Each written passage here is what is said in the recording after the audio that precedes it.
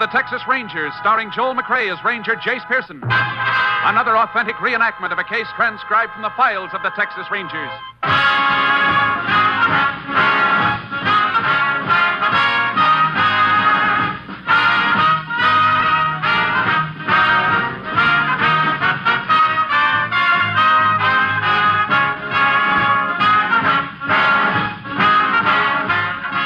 Names, dates, and places in the following story are fictitious for obvious reasons. The events themselves are a matter of record. And now, from the files of the Texas Rangers, the case called Stick Up.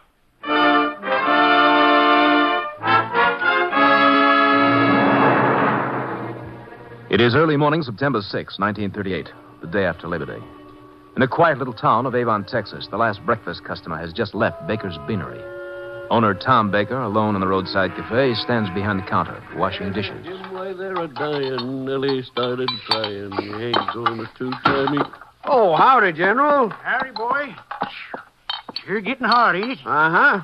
I reckon I could give you a hand with them dishes in exchange for a bottle of soda pop. You're sure playing it safe. What you mean? I saw you watching through the window. You waited till I got down to this last plate before you come in with that proposition. Oh, saw me, eh? You want me to fill the sugar bowls for you? Already done that. Need some spuds peeled, though. How many? About a bushel. Oh. Then I guess I'll have to pay in cash.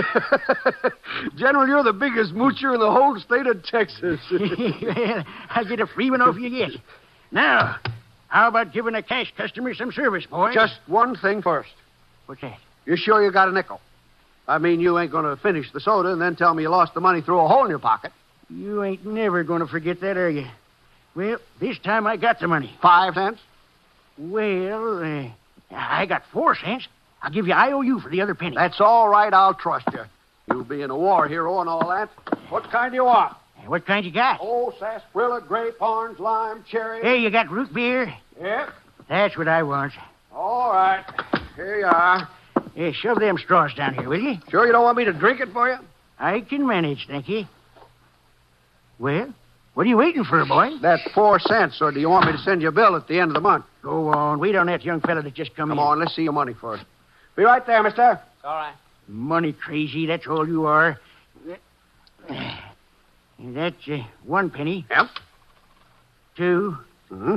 Say, it's an Indian head penny. 1907. Come on, hurry up. 3. Now, that's funny. I'd have swore I had another penny. Got another hole in your pocket? Oh, I guess I just forgot to sew up the old. How about it, mister? I'm in a hurry. Coming. Want to see the menu? No, give me packed gum. All right, what flavor? Peppermint? Hey, Tom, how about a glass with some ice in it? You trying to bankrupt me or something? Here's your gum. That'll be a whole nickel. Thank you. 5 cents out of a quarter. I'll take that folding money. What? Put down that gun. Just give me the money and hurry it up. Say, Tom. Shut up, old man. Stay back. Let me have that gun. Give me that gun.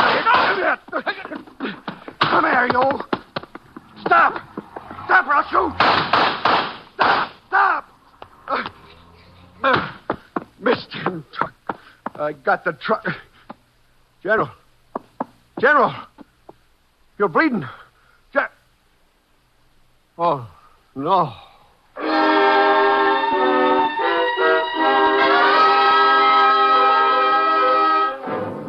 Tom Baker notified the sheriff's office of the attempted robbery and killing. Sheriff Lon Gunther could not be reached immediately, and the assistance of the Texas Rangers was requested. Ranger Jace Pearson was assigned and arrived at the scene 10 minutes later. The sheriff arrived soon after, and he joined the ranger in questioning Mr. Baker. Is the gun on the counter, Mr. Baker? Yeah, that's it, Ranger.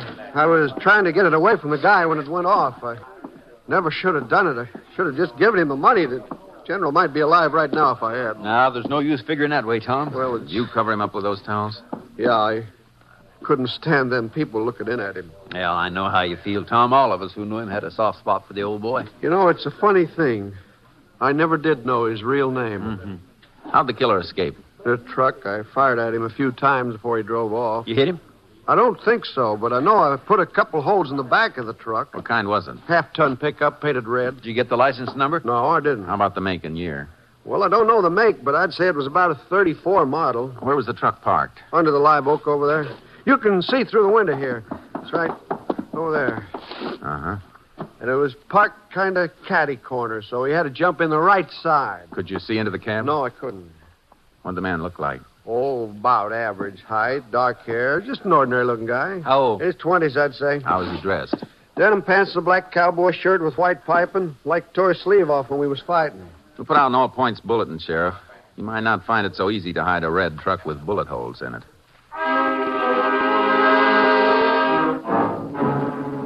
While waiting for the JP to authorize the removal of the body, I put out an APB on the truck and the killer.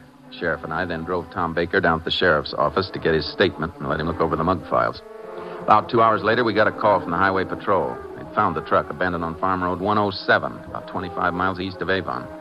The license tags were missing, but from the motor number, the highway patrol was able to get the owner's name. The truck belonged to a man named Ed Jaffe. He lived on a ranch about 7 miles from where the truck was found. Sheriff and I drove out to talk to him. Jaffe must be working on shares here. Why do you say that? The place belongs to old man Robinson. He'd been living up at Fort Worth last couple of years. Jaffe ain't taking care of it the way he did. Just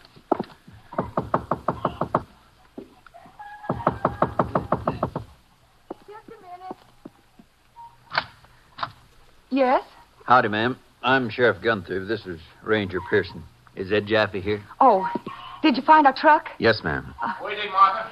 A ranger and a sheriff. They found the truck. A dead? Come on in, won't you? Thanks. I just got back from my sister's. Been there over Labor Day. And when Ed told me our truck was stolen, I was just sick about it. Howdy, Ranger. Sheriff. Howdy. You fellas sure work fast. Just reported that truck missing about a half hour ago. Yeah? Where'd you find it? About 7 miles down the road. Yeah, well, I can take the bus down and pick it up, I guess. We'd like to ask you a few questions first. Sure. What about? Where was your truck stolen from? Right outside the house. I'll show you where I had it parked. I'll be right back, Martha. Well, let me know if you go over to get the truck. Yeah, that's no, honey. I had it parked right over there by the corral. You didn't know it was gone till 30 minutes ago, huh? That's right. Tell me, don't I know you from somewhere, Mr. Jaffe? You got a good memory, Ranger. That was a long time ago, 4 years. Over in Coleman County, wasn't it? Uh-huh. Ranger Morgan brought you in, didn't he? Yeah. What for? Oh, burglary. Knocked over a filling station and did 18 months at Huntsville.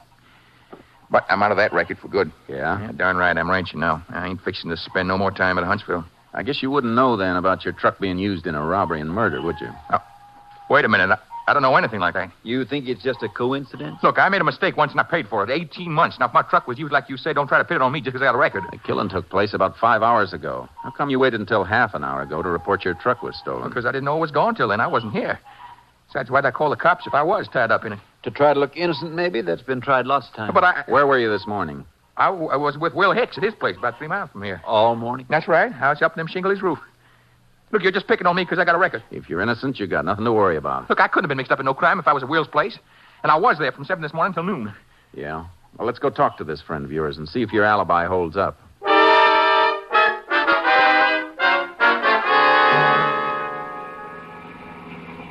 That his house over there? Yeah, just turned down this dirt road. There's somebody working on the roof, all right. Sure, that's Will. I told you he was putting shingles on it. Don't you want me to come with you? No, you stay here with the sheriff. Mr. Hicks? Yeah. Can you come down for a while? I want to talk to you. Oh, just a minute. Well, get this roof finished. Say it's going to rain tonight. What can I do for you, Ranger? You know where Ed Jaffe was this morning? Ed? Oh, why, sure. He's right here with me. Oh, say, what you doing over there in the car with the sheriff? We've been talking to him. How long was he here this morning? Oh, let's see. I drove over and got him about 7. He helped me on the roof till about noon, I guess. Did you take him home then? Yeah, he had to get started on his chores. Are you checking up about his pickup being stolen? That's part of it. Yeah, we saw it was missing as soon as we got over to his place. Did Mr. Jaffe leave you at any time during the morning? No, we were working together the whole time. You know, I'm surprised they sent a ranger on just a car theft. It's more than that, Mr. Hicks. Your friend's truck was used in a robbery and killing. Killing? Yeah. I'd like you to come down to the sheriff's office in Avon and make a written statement about Jaffe being here all morning. Well, is that necessary? I'm afraid so. Well, say, Ranger, can I do that a little later, in about an hour? I'd like to get this roof finished if I can. The radio said we're going to have rain tonight. That'll be all right, Mr. Hicks. We'll see you then. And thanks for your help. Well, that's okay. What'd he tell you, Ranger? He says you were here, all right. You gonna take me home now? Not yet. I I want someone to take a look at you. Who's that? The man who saw the killer face to face.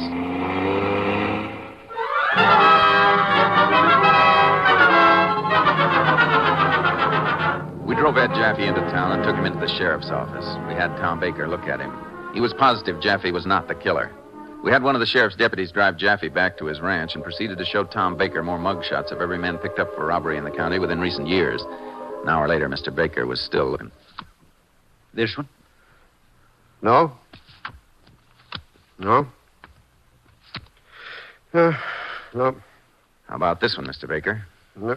Let me see. No, nothing like him. Yeah, that's the last of this bunch. I declare I'm bushed. Must have looked at 1,000 of these pictures. And quite, but these are the most likely ones. You mean you got more? Thousands of them. We'll have to get them from Austin. Oh, excuse me. They didn't tell me you were busy. Come on in, Mr. Hicks. We're just about finished. Sorry I took so long getting here. That's okay. Mr. Hicks, this is Tom Baker. Howdy. Howdy. Ranger, is there anything else I can do for you now? I guess you might as well go home and get some rest. You had a rough day. We'll call you just as soon as we get those other mugshots here. All right. I am kind of done in. I'll be over at the beanery when you want me. So long. So long, Tom. Bye, Mr. Baker. Sit down, Mr. Hicks. We'll take your statement now. Thanks. Ranger, I got to tell you something. What is it? That fella just left here.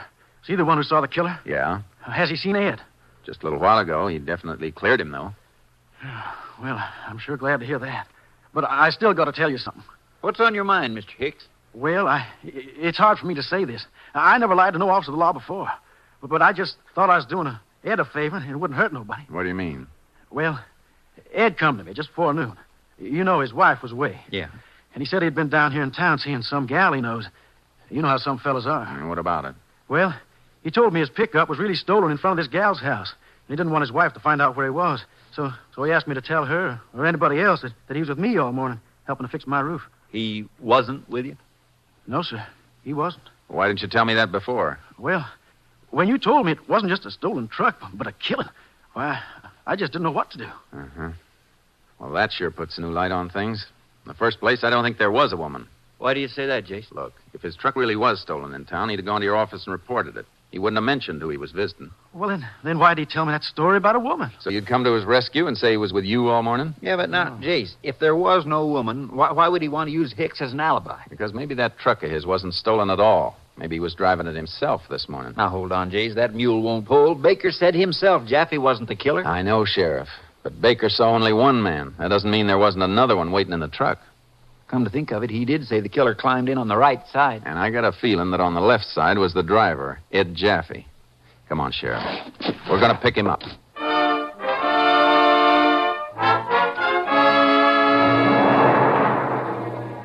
With Jaffe no longer having an alibi, the sheriff and I were pretty sure he could have been involved in the killing. We had the local magistrate issue a search warrant and headed out to Jaffe's place. It was about 5:30 in the afternoon when we pulled up in front of his house. Mrs. Jaffe heard our car approaching and came out to see who it was. Howdy, Ranger. Sheriff. How do, ma'am. Jaffe? How come you wouldn't let Ed bring the truck back? We're afraid we have to hold it for a while, for evidence. Your husband here, Mrs. Jaffe? No, he's out moving the cows from the lower section up to the north range. How long ago did he leave? He took off just after he got back from town, about half an hour ago. Is he on foot? No, he saddled up the mare. You gents want to come in, wait for him? No, thanks. I think we'll ride out and meet him. Could I borrow one of your horses, ma'am? Why, sure, Sheriff.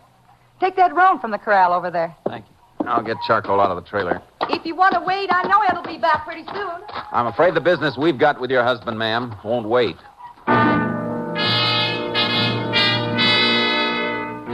The sheriff and I saddled up and took off across the fields in the direction Mrs. Jaffe had indicated. Ed Jaffe's tracks were easy to follow, but they did not lead to the lower section. Instead, they led to a dry wash about 4 miles from the house. What in the world do you think Jaffe came down here for? I don't know. Hey, wait a minute, Sheriff. Whoa, Oh. What is it, Jake? A lot of cigarette butts over there. Yeah. Plenty of foot tracks here, too. Well, they must have stayed here quite a spell, or he wouldn't smoke this many. Not Jaffe, Sheriff. Someone else.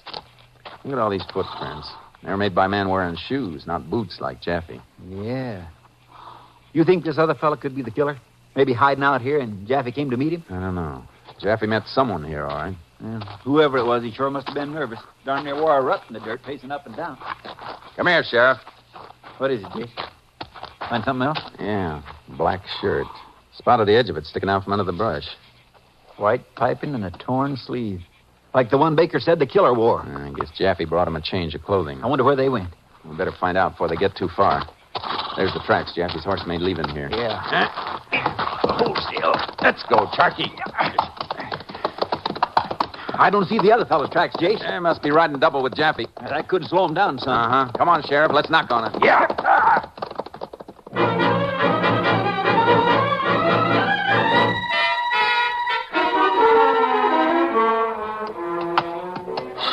Hey, Jace!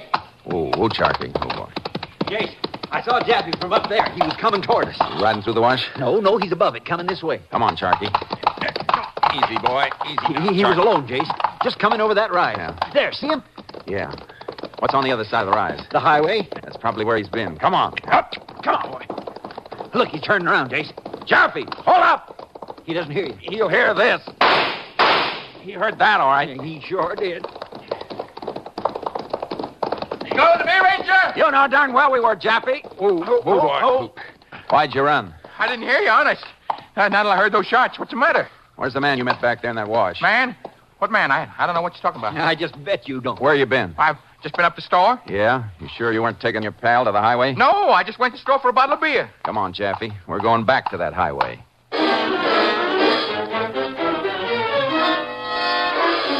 The sheriff and I took Jaffe back to the highway. There was no sign of the other man. We went to the nearby store. The owner told us Jaffe had not been in all day. We then drove Jaffe into town and began questioning him. He kept insisting he was innocent. Why do we have to go over the whole thing again, Ranger? I tell you, it's all a big mistake of some kind. No use lying anymore, Jaffe. We followed your tracks and found that shirt on your property. I never saw that shirt before. Look, Ranger, just because I got a record, that don't mean I'm mixed up in nothing. Then why'd you lie about where you were this morning? All right, I tell you. I was with a woman. I didn't want my wife to know, and What's her name? I don't remember. I don't know it too well. Where's she live? I don't know the name of the street. That story is no good, Jaffe. What do you mean? You think I'm lying? Yes. Well, I ain't. You got no right to say that. Now, listen to me, Jaffe. We know you spun that yarn to Hicks about a woman, so he'd give you an alibi for this morning. But you weren't with a woman, and you weren't with Hicks. Yeah, well, where was I? I'll tell you where you were. You were in your pickup truck. It wasn't stolen. You were driving it. No, I wasn't. You had this other fellow with you, the one wearing the black shirt. And the two of you stopped at Baker's Cafe. No. You kept the motor running while he went in. I wasn't there, I tell you. You're an accomplice. You're as guilty as if you pulled the trigger yourself. Now, wait a minute. Look, suppose I was there. I was outside. I didn't tell him to go in there and knock over the place. That's something you're going to have to prove in court. But if you don't tell us who the other fella is, you're going to stand this murder rap alone. They'll throw the book at you. You think I'm kidding? Uh-uh. Then who is he? What's his name? Cal Martin. I met him about a month ago in Tipton. Just a punk. Works behind the soda fountain in the bowling alley over there. Does he have a record? He don't have nothing, including brains. He's just driving along, and he said he wanted to stop at Baker's place and get a drink of water. Said he was thirsty. So I stopped. Didn't know he had a gun on him. After the old man was killed, what'd you do then? We ditched the truck where you found it and hiked over toward my place. I told Martin to stay in that wash and keep outside till it got dark. Then I went over to Will Hicks and asked him to say I was with him. Right after that, you called the highway patrol to report your truck was stolen. Yeah. This afternoon, I took Martin one of my old shirts so we could get rid of that black one. Darn thing stood out like a sore thumb. Where'd you take him? Over at the highway. Flagged down a bus going toward Tipton. Is that where he lives? Yeah. We said he was going to pack and try to make it down to Mexico. Let's get over to Tipton, Sheriff. Maybe if we hurry, we can change his plans.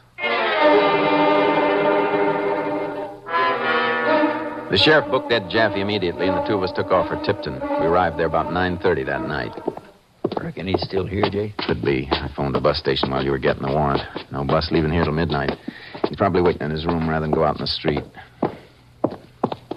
There's room, too. Yeah, there's a light under the door. Guess he's still here. Hear anything? No. Sounds like he's in there, Jace. Open up, Martin. It's locked. You better cover me, Sheriff, while I break it in. Well, he's gone. Take a look in that closet. Okay, Jace. Not in here, Jace. I guess he... What's the matter? Shh. He's outside on the ledge next to the window. I saw the edge of his jeans. What? Well, let's get him. No. My jumper fall. Well, I guess he's already skipped, Sheriff. Yeah, I guess he has, Jace. Let's go. All right. Well, we'll go down and try the bus station. That's a good idea. I have to get this door fixed tomorrow. Yeah, we sure will. Let's keep walking down the hall. You think he'll come back in the room now? He will if he fell for our little act. You go on downstairs and outside. He might get scared and jump anyhow. Are you going back and wait at the door? Yeah, keep going so he can hear your steps going down. Okay, but you watch yourself, Jason.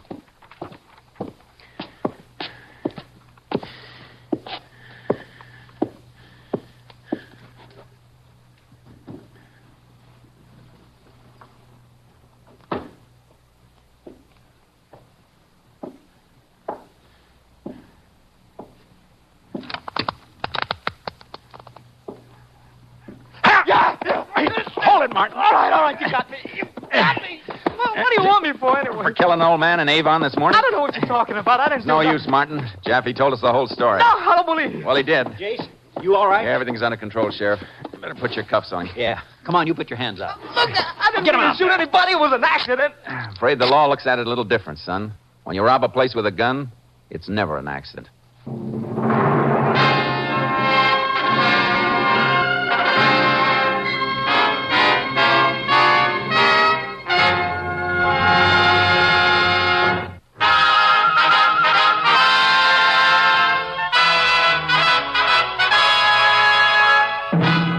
And now, here are the results of the case you have just heard.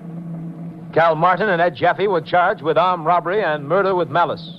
Jaffe was sent to the retrieve unit of the state penal system to serve a 30-year sentence. On February 9th, 1939, Cal Martin was sentenced to 32 years at the state penitentiary in Huntsville.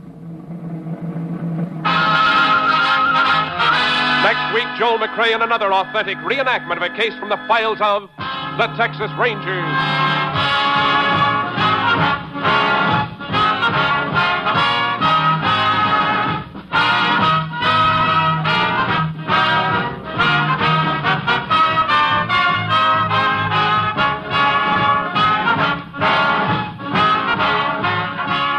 Joel McCrea is currently seen in San Francisco Story, a Warner Brothers release.